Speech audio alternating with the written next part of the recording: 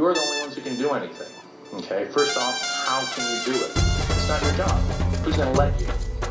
And what can be done? Triage. You can find out what the numbers are. For our students, for students, real numbers. It's called anonymous polling. If it cost $1 million, I could ask you for $1 million and you'd be all impressed and give it to me. It involves a penny. You flip a penny. You ask the students. And you tell them. If it's heads, you say yes. If it's tails, you answer the question.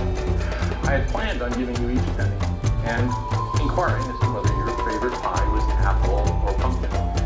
It's a bit complicated because you can't answer, so I'm going to skip ahead. We could still do it. I could ask you to write on a piece of paper. Take the top or the bottom.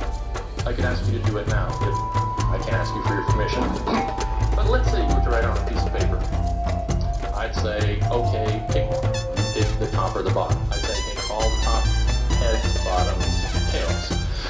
Have you, now, if it were children, I can phrase this much more carefully. It's 3 minutes, it's the end of the day.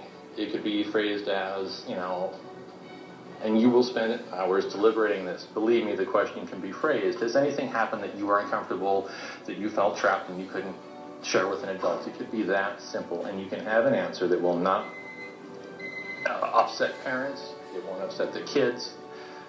If I ask, excuse me for pointing, but one of you, whether your favorite pie is apple or whatever, you won't tell me.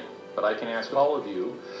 You'll say heads, heads, tails, tails, heads, heads, heads, tails, tails. None of you will know whose favorite pie or whatever. Okay, so we can ask our children these tough questions. That is not an excuse. I'm out of time. Yes, wrap up, please. To wrap up, please consider, and perhaps we should have a discussion. We could have a meeting, board meetings, talk with you people, whatever is necessary. One thing I was very encouraged, you are all so motivated, and we're all talking about money. Please don't think about any of these things. It's not an issue of money.